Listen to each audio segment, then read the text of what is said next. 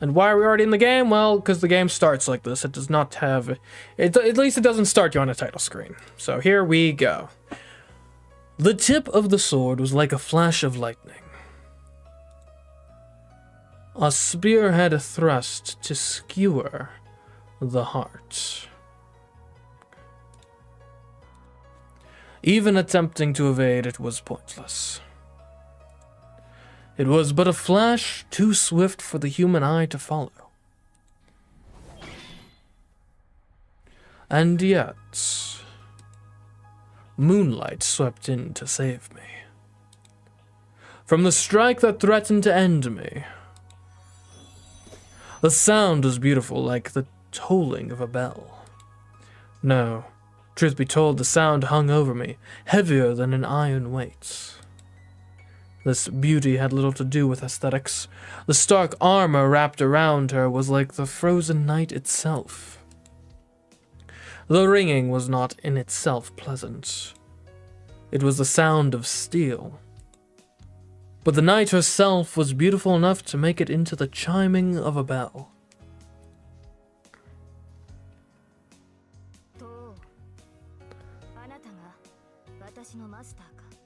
I ask of you, are you my master? Her voice resonated in the darkness.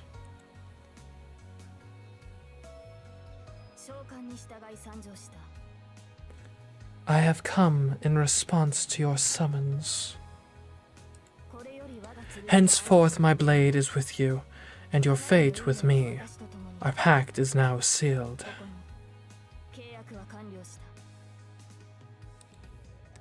Indeed, the pact was sealed. Just as she chose to serve me. I'm sure in that moment that I swore to save her. The moonlight cut through the darkness. As if in imitation of the night, the storehouse regained its former calm. Time had stopped. The vision before me had lasted less than a second. Be that as it may, I will always remember the sight of her, as clearly as if it were still happening now, even if I fall into the depths of hell. The faint slant of her profile, her serene, divinely green eyes. For a moment time stopped, and her silhouette draped in blue swayed in the wind. I was struck by the pale blue glow. Her hair, as fine as golden thread, was bathed in moonlight.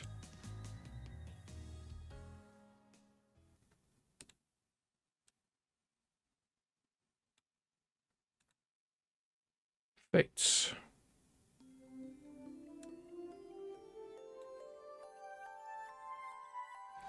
This happened 10 years ago. Oh, really? Wow. I see someone who takes me back. He's tall with chiseled features. I've never known him to crack a joke. He ruffles my hair affectionately. No, that's not what this is. It's more like he's grasping my head and working it like a stubborn jar lid. Maybe he doesn't know how to control his strength. That's only to be expected. It's the first time he's ever done something like this. It's time for me to leave. You know what to do next. I answered yes in a somber voice. He nodded once, withdrew his hand, and stood up. That's all. Had I known this would be the last time we would ever see each other, I would have done my best to make him laugh with the perfect joke. I had been practicing punchlines in private in the hopes of finally seeing a smile crack that stony face. If I have one regret, it's that I never got to tell him any of my jokes. Get the association in your debt before you become an adult. Any decisions after that I leave up to you. I'm sure you'll manage on your own. So he said, but I bet he was worried about me. He told me about our family's heirloom jewels, the gems passed down to us from our grandmaster, and how to manage the underground workshop. It was a rapid-fire course of subjects he'd never taught me before. Even as a child, I realized that he would probably never come home again. There was a war. Not a war between countries, but between people. But in this war, there were only 7 combatants. It might not have seemed fitting to call it a war, but having mages involved changes things. 7 mages from different factions competed, but I wasn't sure why.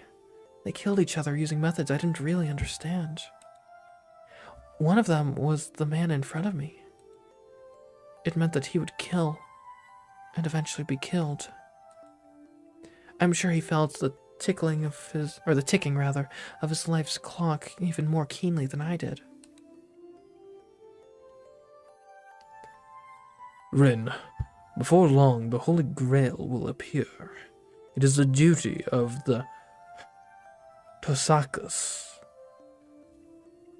to obtain it. But above all, it is a path we are destined to walk as mages. And with that, he ruffled my hair one last time and left. I never saw him again. My father/teacher was one of the masters who participated in the Holy Grail War. He never came home.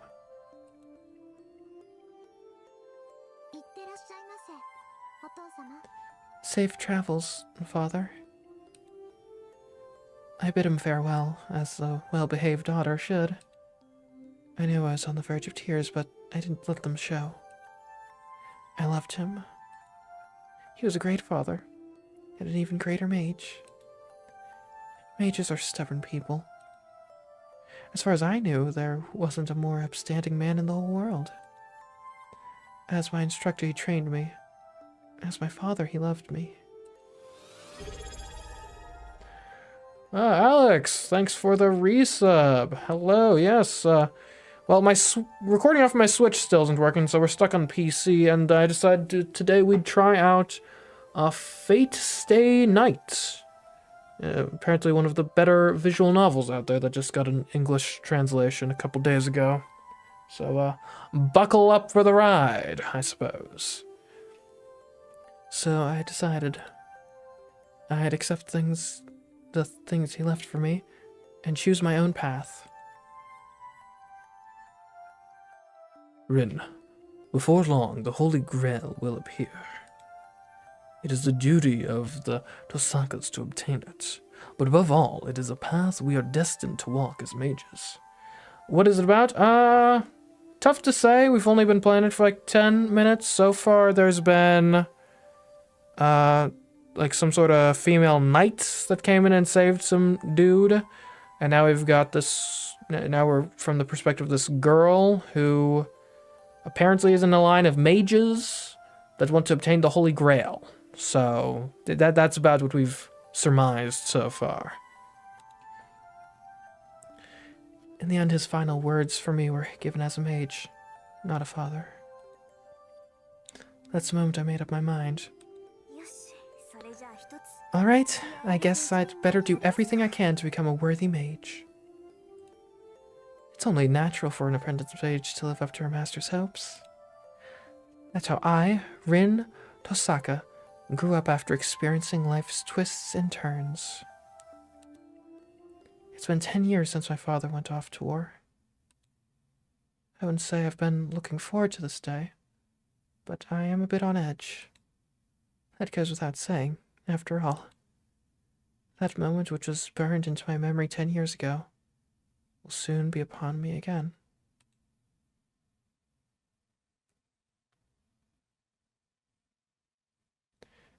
I mean, that's gotta be January 31st, yeah. Okay.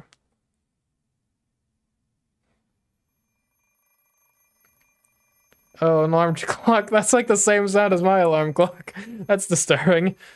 I hear something.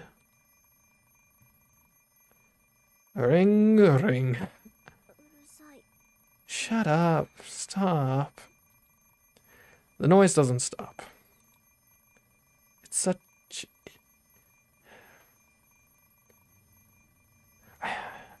Yeah, I guess, I don't know, I'm torn, because normally I just do, like, normal voice for narration, but this is first-person narration. So, I don't know. Anyways, it's such an infernal racket, it's almost as if it's here to avenge my father. What now? There's up late, just a little longer. I should just let me sleep a bit more. In fact, it should. I stayed up into the early hours deciphering my father's will, and used a hell of a lot of magical energy to do it. I'm totally exhausted, body and mind. Good grief, cut me some slack, would ya? Ring, ring, ring, ring. Oh, hello, Shrimp Giver. Welcome to the stream, welcome to the chat. Have I ever seen or played any other parts of the franchise? I have not played any other, like, I'm aware of the existence of the anime and whatnot, but I knew it was based off a visual novel, so I figured if I were to experience it, I'd probably do it that way. And now that it's got an official English translation, I figure why not now? Why not? So, but this is my first proper exposure to it. I've never seen anything else of it, just kind of know it by reputation. The alarm clock is deaf to my complaints. What kind of machine makes a noise that can seem like its sole purpose is to remind you that you're late? Late. I can't be late. Starting at the right place? Good to hear. I hear this is one of the more, like, complex series to even decipher what the correct place is. True, but there's a time and a place for everything. No matter how much of an overachiever I am, I should try to make it to school on time, at least for today, if only slightly. Right, I set my alarm 30 minutes early, which means I should still be able to sleep another 30. Oh, that's a trap to fall into for sure. Doesn't that sound off? 30 minutes early? I peer at the alarm clock through sleep-heavy eyelids. Oh, did I already do this? Did we already set it? 30 minutes. Like, did we already do the 30-minute trick? The hands point to 7 o'clock on the dot. I usually get up at 6:30, which means I've completely used up my safety margin. Sigo, just why is my brain so slow in the morning? I glare at the alarm clock for several seconds. Oh, thank goodness it's over. Ah, sheesh. I shut off the alarm and climb sluggishly out of bed. Now I just get to listen to my tinnitus instead. No, I don't actually have severe tinnitus, I don't think.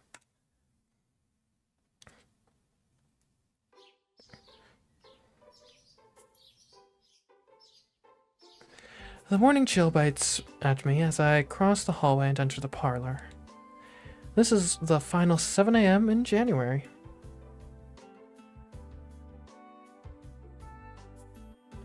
Yeah, the ringing, it was the alarm clock. Winters in Fuyuki are relatively warm, but the mornings here are as cold as anywhere. Even at home, my breath mists white. It's that much colder without anyone else living here. Heater. I turn on the heater and go wash up. Single living is so inconvenient at times like these. If there was someone else here to wake up before me, then the parlor would already be heated. It can be a dilemma for sure. I remember when I moved into a new apartment once, I didn't realize for the longest time that the heating, like I moved in winter, I believe, yeah. And the heat wasn't actually, or the like climate control system was set to air conditioning for the first like 3 days. It was terrible. Like I was freezing every morning. And then I realized, oh wait, the thermostat just isn't set properly. Anyways. I washed my face at the sink. Had actually the opposite problem the other day. I was at the gym that my current apartment has, and it was set to heat in the middle of summer, it was like 83 degrees in there. Anyways, I run a brush through my long hair and get dressed. A chilly morning in a frigid bathroom. The only thing to be said for it is that the cold water mercilessly beats the sleepiness from me. Cold shower, yeah. Cold shower is something I would like to enjoy, but I don't. I'm not sure if it's a thing where you just kind of got to go for it, like over and over again, and then eventually get used to it. Probably. Anyways, with a final tug on the ribbon at my collar, I finished getting dressed. All that's left is to have breakfast and go to school. The clock reads just past 7, so my morning rush feels a bit anticlimactic. Oh, I don't even need to run then. Of course, I'd never do anything so uncouth as sprinting to school. The Tohsaka family motto dictates that we conduct ourselves with confidence and elegance at all times.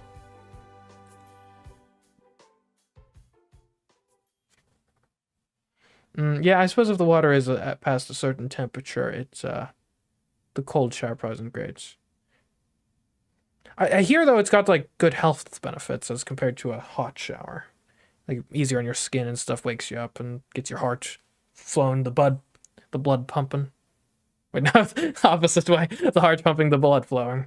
Anyways, my ancestors must have been some high and mighty aristocrats if that's what we've taught through the generations. The anachronistic mansion I live in is proof enough of that. Plus, the Tohsakas are a line of spell weavers who practice what is known as a Magecraft. Is that like the precursor to Minecraft? We're not just an old family. We have an admirably storied history. Does anyone in chat know, because obviously I know the English translation is new, but what specifically is the release like year of this game? Just so I'm kind of clear on the like time frame it's supposed to be set in. So I don't get like weirded out by like flip phones or fax machines popping up or something. Not that it's anything to brag about. 2004. Okay. Alright, 2004.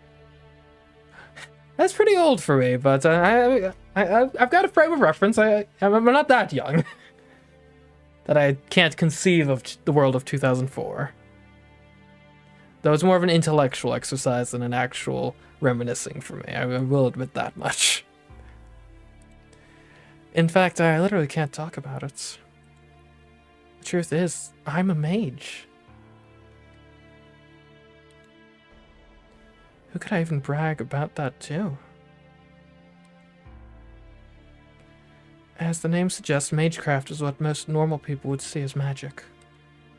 It sounds like some supernatural woo-woo, and if you'd like to think of it as just wiggling your fingers and saying abracadabra, that's fine too. Just think of us as people who chant weird words and make equally weird stuff happen. Fair enough, fair enough. That's a pretty good description of mages, I suppose.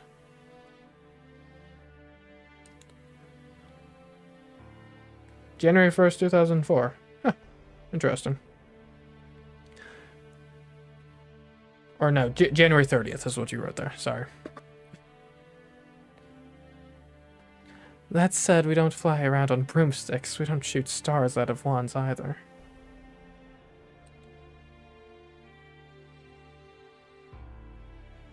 Ah, 20th anniversary. Oh, yeah, makes sense. We can do things kinda like that, but there's no point, so we don't. We're pretty much heretics who lurk in the shadows of society. I'm honestly kind of surprised that, because this is, I believe, the first English, like, official English translation of it, of Fate Stay Nights. I'm kind of surprised it took this long, because isn't this, like, from my understanding, this is, like, one of the kind of titans of the visual novel, like, medium or whatever. Would have thought it would have been translated sooner. We're not allowed to draw attention to ourselves, and anyone who has the time for that kind of thing would rather spend it on their research. Ordinary humans might call us magicians, but that would be wrong. In fact, there are only 5 magicians in the whole world. Really?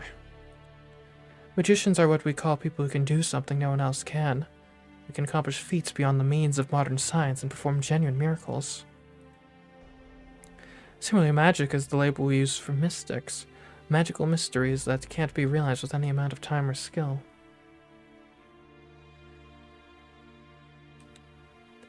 Well, Magecraft, though it looks mysterious, is something anyone can do with enough time and resources. I'm a mage, and the kind of mystics I use are merely Magecraft, not true magic.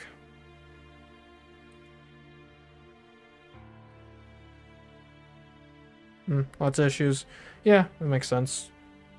Confusing, I know, but that's how it works. Also, modern civilization doesn't accept the existence of mages. We believe in manipulate and study things that can't be measured, which puts us at odds with modern society. I will say already, I'm quite liking the world building here. I like this because oftentimes when you're getting supernatural elements mixed into a kind of more contemporary setting, it can be kind of weird and unbelievable. Of like Harry Potter would be kind of the go-to example of if there was actually a secret society of like a bunch of like hundreds of thousands or tens. I'm not sure what the official like Harry Potter population is of wizards to muggles, but we're probably talking at least tens of thousands, probably hundreds of thousands, maybe millions of wizards. There's no way society and history and stuff wouldn't be like crazily different from how it is now. But I do like this approach of it of like, yeah, there are mages, there are mystics or what have you, but there's like 5 of them at any given time. Which actually I think you can then really, I'm not sure if this is where this game goes with the concept, but that's very easily explainable of like, oh yeah, we had mages. You know that Napoleon guy? Yeah, he had a bit of magical help with being great in battle. Yeah, Jesus, he was one of us too. Most figures in ancient history that have some sort of like magical properties associated with us, yeah. And yeah, if there's only like 5 of us at any given time, it kind of makes sense. It's especially if you're looking at like a great man sort of theory of history.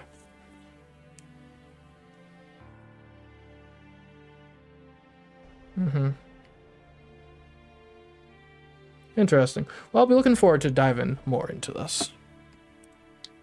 Above all, there's no point to any of what we do. You'd be so much happier just going off to a normal school and becoming a normal adult than you would studying Magecraft. Human technology has accomplished great things.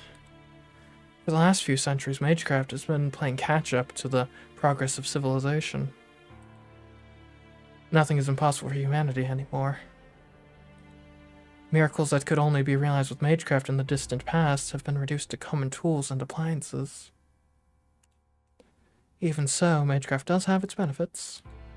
Just as there are some things only science can accomplish, there remain heights only mystics can reach. If science is racing into the future, then mages are racing into the past. I think the Tohsaka Grandmaster said that. Whether you're heading into the past or the future, your destination is the same. 0, or something like that. We can shelve the difficult topics for now. Philosophy is for the elderly.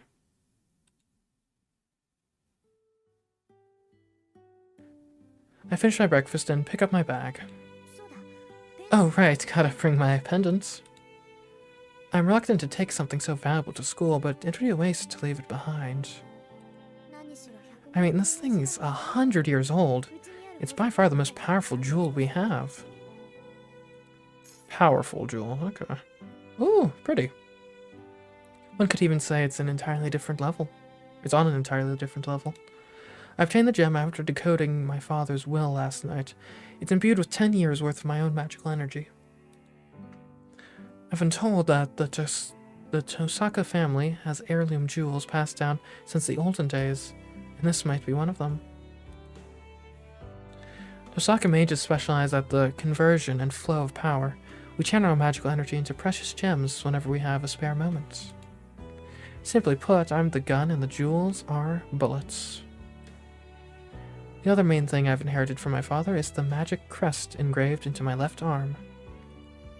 The magic crest is proof that I'm the heir to our lineage. It's like all the techniques of the Tohsakas condensed into a tattoo. Can't let my guard down, even if it hasn't started yet. What's it's? For now, I stow my pendant, my father's keepsake, in a pocket. It's my trump card. There's nothing I can't do with the power stored in there. It's 7:30. I better leave soon if I don't want to be late for school.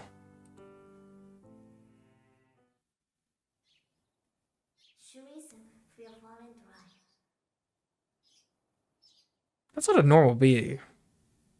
What is that? Is that like the beta symbol? I don't know. Shli Vung Lock Verfarin Dre Code 3. Okay.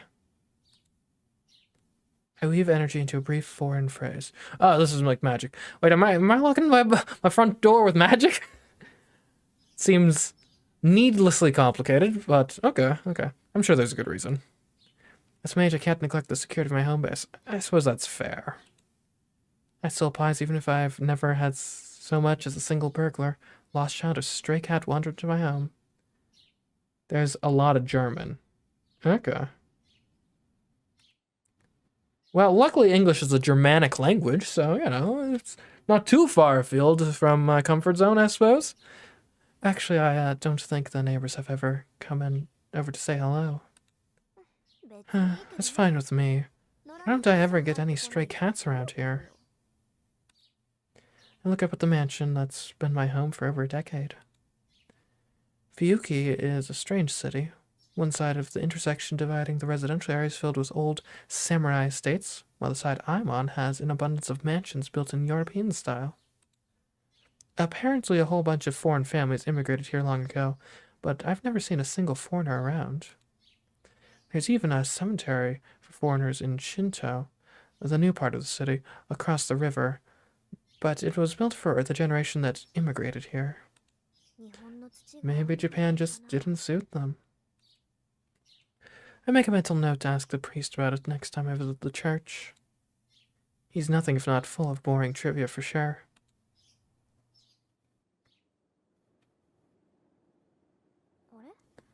Oh. Something feels off as soon as I step outside. That's weird. It's quieter than I thought. There's no trace of the typical morning bustle. At 7:30 in the morning, there would normally be students and workers on their daily commutes. That is a bit odd, I suppose. I don't know, unless it's like the weekend or something, and I actually am not supposed to be going to school. I guess it's just one of those days. Maybe everyone slept in? It's unusually cold today, so everyone must be snuggled up in bed.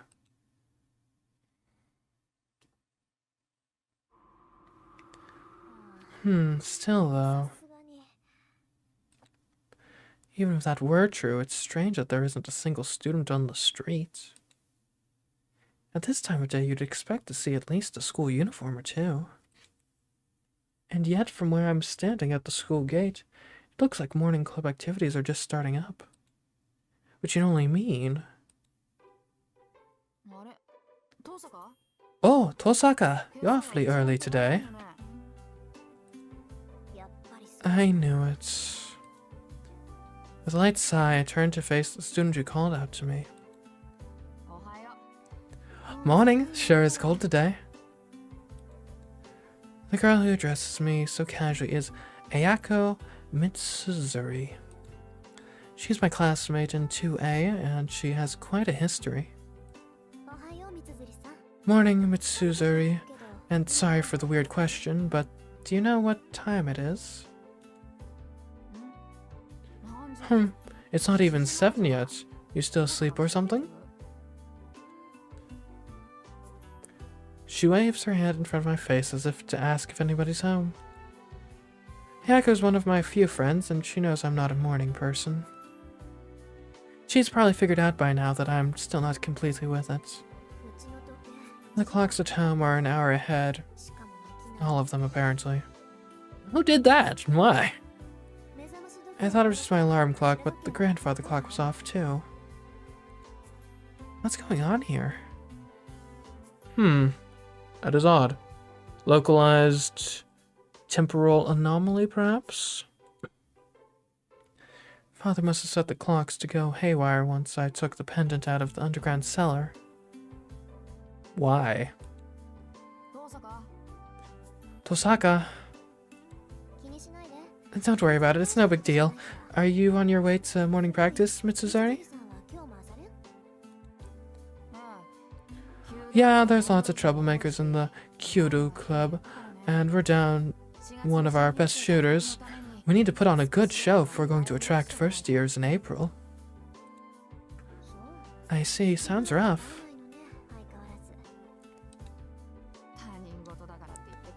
Way to show you care. Oh, wanna come see? I'm sure the boys would love to know you're watching.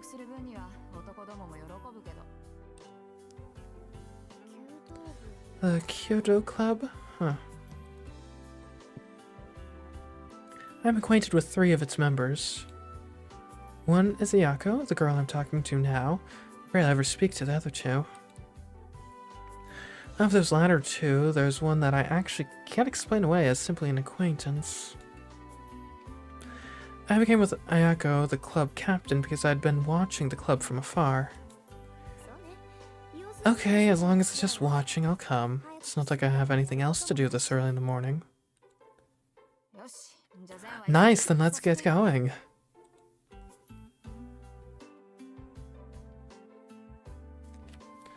One of our school's trademarks is its well-equipped archery range. The chair of the school board has a passion for Kyudo, a traditional Japanese archery, so they built a magnificent range on campus. It's kind of a waste for a high school club, to be honest. Come on, let's go. There's still time before practice starts, so I'll get you some tea. Ayako tugs on my arm, looking somewhat pleased. If I'm being honest, her brusque way of speaking is a bad habit.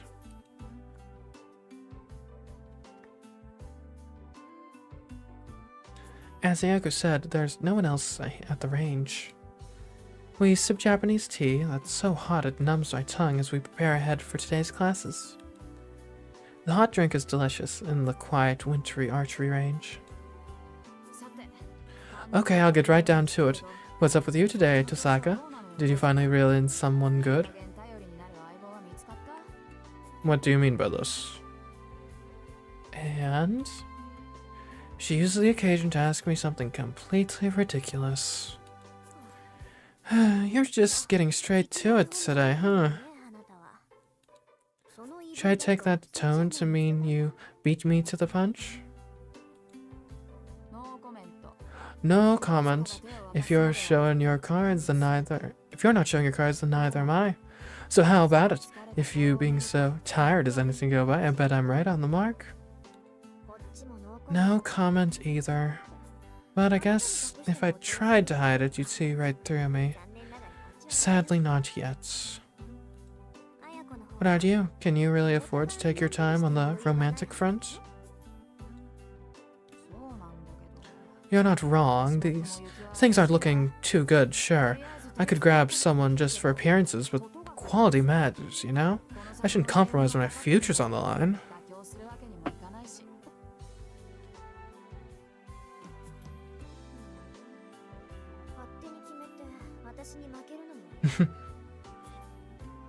Are you that worried you'll make the wrong choice and lose to me?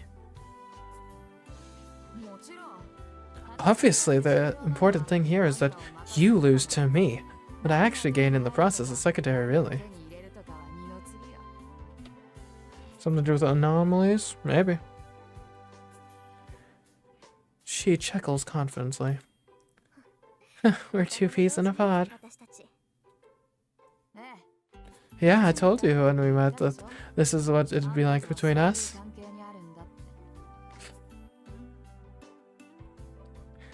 She did, didn't she? Kill or be killed. I'm sure that's how it'll be between the 2 of us. I'm genuinely surprised to have someone say that right off the bat. Translation: our friendship won't bloom unless we're constantly trading blows. Is what Ayako was getting at. I agree with her. In the 2 years since then, I still haven't figured out whether she's my friend or my nemesis. 2 years, okay. How did we get on this again? What, you started it, Tohsaka. You complained that you'd never have a boyfriend, so we decided to make it a contest to see who catches one first, remember?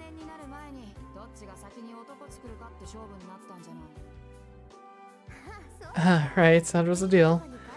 We said that whoever loses has to do whatever the winner says for a day, right?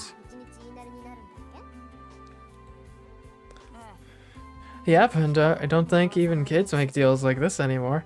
But we're both sore losers. No matter what happens, the loser has to honor the deal. Gotta say, I'm looking forward to winning.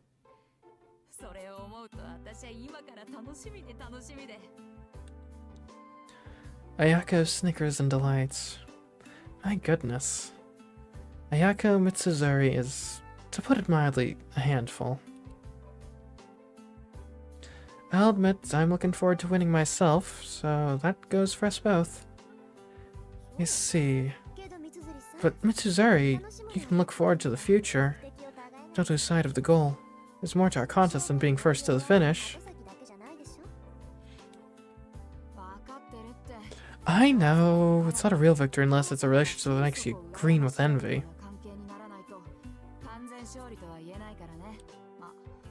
That's the biggest challenge for us both, though. It doesn't matter how great of a guy he is if we can't bring ourselves to love him. Yako's sigh is heavy. From what I've heard, she's known as a bit of a misandrist. Can't put too much stock in gossip, though. That she made this a bet at all means less that she just doesn't like boys and more that she hasn't found the right person. That aside... Wait, when did this become we? I'll have you know that I'm not an ice queen like you. I'd have no problem liking a boy. Yeah, not buying it. Maybe you just haven't realized it, but I can't imagine you getting soft on a boy. You're always getting asked out, and you've never once said yes. You'd think that if you were actually interested, you'd at least date a few. I'd say your record speaks for itself. You don't care about boys. Well... You have no imagination at all, do you? What if I already have feelings for someone? Ooh, maybe. Wow, talk about tall tales. But sure, I can appreciate a good romance. Yako's tone isn't mocking. She nods solemnly. Her sigh tells me that it would be nice if it were true. I don't believe myself. I really can't hide anything from her. So can I. She's right. You know very well how cold I am. I'll concede that I'm a novice when it comes to romance. That you are, 2 peas in a pod, right? Damn, it's already 7. We'd have cut the secret meeting short. Who knows when someone might walk in on us. Time to start acting like students. This is fairly student-ish behavior, I believe. Oh, look at you. What a social butterfly. It was worth waking up early just to see it.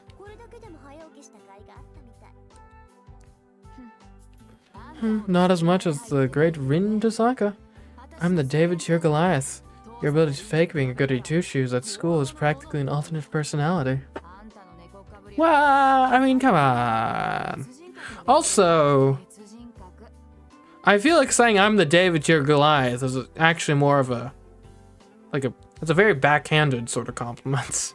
Because, well, if you know how that story ends. Ayako sniffs exaggeratedly. Empty the rest of the teacup she poured me and brew a new pot.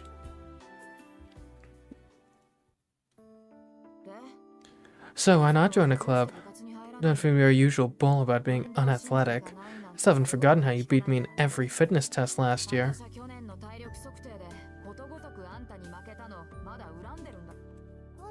You had me beat in lung capacity though, and weight.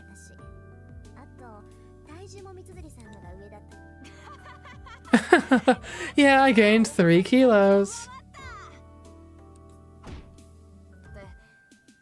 Wait, that's something to celebrate. Damn it, you tricked me. Yako slaps the table. Careful, you might spill the tea. Shouldn't the club captain be taking better care of the place? Shut it, I'm your rival first and club captain somewhere after that. If there's no one else around, you can bet I'm ready to take the fight to you. Yako side-eyes me with a huff. She has a unique idea about beauty. A beautiful woman must walk the martial path. She's always going on about that. Not surprising, she's well versed in most martial arts. Kyudo was the discipline she was least skilled at, so she joined the club and worked her way up to captain. She's probably one of the top 3 people in our school you'd least want to mess with. Should you really be saying that you stop being a captain if none of your club members are around? Why not? I'm only captain for show. I can't just have the more unruly members take care of any grunt work. I can just have the more unruly members take care of any grunt work. Plus, there's better shooters than me. Anyway, I don't have any captain's honor to defend. That's so. I recall Miss Fujimura saying you were the best they had. Coming from her, that's a bit of an ego boost, but still, she's only saying that because of the guy who left. You're right, though. If Miss Fujimura thinks that much of me, I'd better act like a real captain. That's the spirit. And speak of the devil, here come your clubmates now. Time for me to go, but make sure you do your part.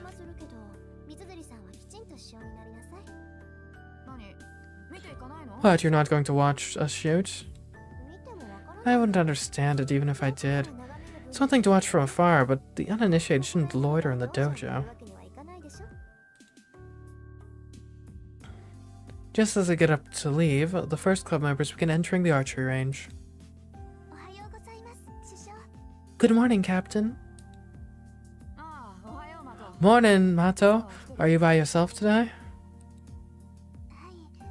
Yes, I'm sorry I couldn't convince him to come.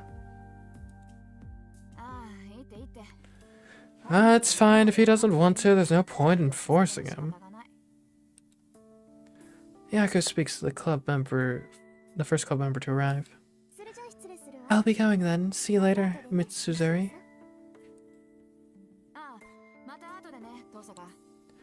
Oh, no. Yeah, later, Tohsaka. Have a good day, Tohsaka. Thanks. Hang in there, Sakura.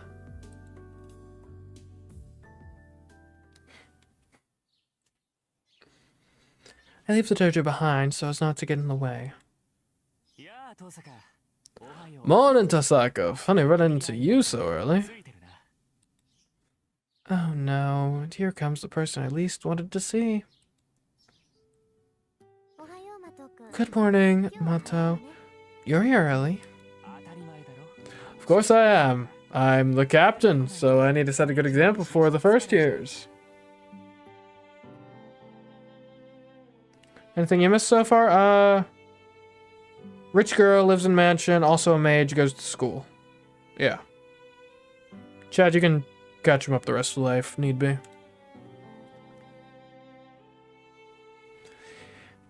Shinji Matou from class 2C grins at me. Oh, also something about the Holy Grail. He's the vice captain of the Kyoto Club and darling of half the girls at school. It's mostly thanks to his looks, of course, but he's also admired for his good grades, social graces, being kind to girls, and being an overall heartthrob or something like that.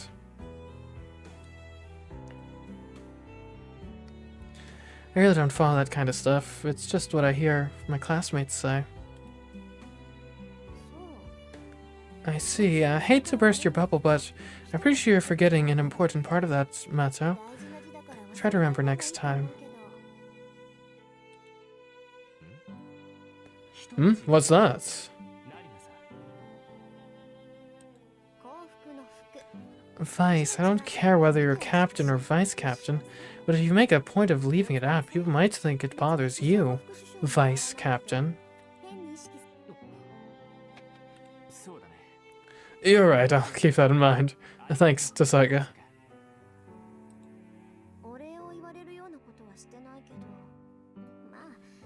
Not sure I did anything you should thank me for, but hey, I'm not going to stop you. With that, I turned to leave the range. Well, hang on, you're here to watch, aren't you? You're more than welcome to stay.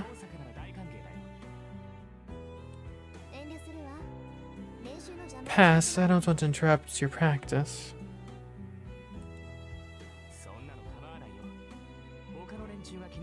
I don't mind at all. If anyone says otherwise, I'll kick them out, so why don't you stick around? I already said I don't want to intrude. It's not as if I'm particularly interested in Kyudo. I'm not really excited to watch a bunch of people I don't know shooting arrows. What's that, Tohsaka? You don't care about Kyudo? I must just be confused after seeing you watching us after school so many times. I don't know what he's playing at, but he seems to have seriously misunderstood things. So you knew Matou? Yeah, our eyes met often, you and I. Saw you watching me. Wanted to call out to you, but you know how it is. I can't raise my voice on the range. Oh, that's close. Shinji starts closing in on me, looking pleased with himself. I see the triumphant glint in his eye, competing with that affable smile. If I had it wrong all along, I thought you liked watching us shoot, but you aren't interested. Why were you watching then, Tohsaka? Oh no! He's got me in a contradiction. Well, you see, it's because I was particularly bored on those days, and it was the only thing going on. Yeah. Now I see. It would sound like that, wouldn't it? Would you mind taking a step back, Matou? I like my personal space.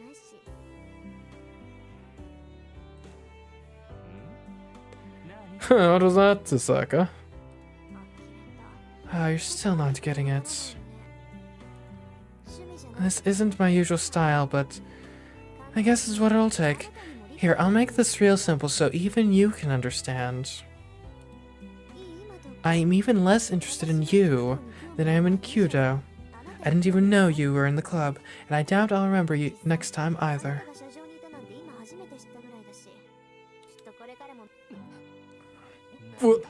What did you just say?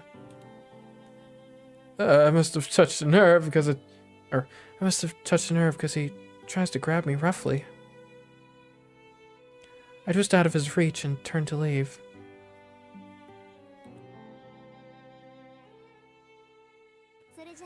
Bye, Matou. Sometimes a little self-consciousness can do you good. Tohsaka, you little. Look, dude, this is not the way to react. You gotta accept defeat with grace, right? Respect for shooting your shot, but yeah, if you miss, you miss, and you gotta move on, man. Otherwise, you start looking real creepy.